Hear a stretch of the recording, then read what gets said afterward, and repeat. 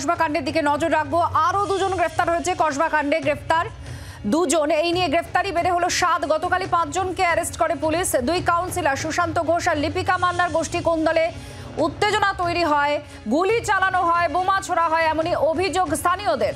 গতকাল ব্যাপক উত্তেজনা ছড়ায় ইন্দু পার্ক এলাকায়, আর তারপরেই 5 জনকে গ্রেফতার করে পুলিশ। এরপর আরো 2 জনকে গ্রেফতার করা হয়। অয়ন ঘোষাল আমাদের প্রতিনিধি আরো বিস্তারিত জানাচ্ছেন। অয়ন, এই দুজনের গ্রেফতারি নিয়ে কি জানা যাচ্ছে? যারা মূল অভিযুক্ত বা সিসিটিভিতে যাদের দেখা যাচ্ছে তারাই কি এরা দুজন?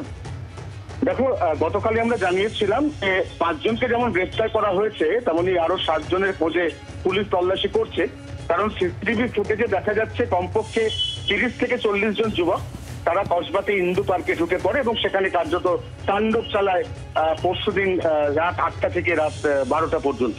এবং তারই মধ্যে 2 জন ইতিমধ্যে গ্রেফতার হয়েছে। আরো পুলিশ যেটা জানাচ্ছে সেটা হচ্ছে ওই 5 জনের পাশাপাশি এই 2 জন তারাও একইভাবে ওই এলাকায় ঢোকে এবং নির্বিচারে তারা এলাকায় ভাঙচুর চালায় এবং এলাকায় আতঙ্কের পরিবেশ তৈরির চেষ্টা করে।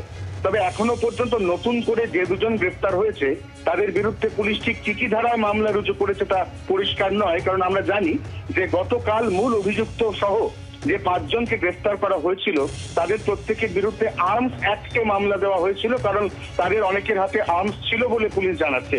নতুন করে যে 2 জন গ্রেফতার হয়েছে তাদের বিরুদ্ধে কি ধারা সেটা কিন্তু আরো কিছুক্ষণ বাদে আমরা পুলিশ সূত্র থেকে কনফার্ম করতে পারবো। ধন্যবাদ অয়ন।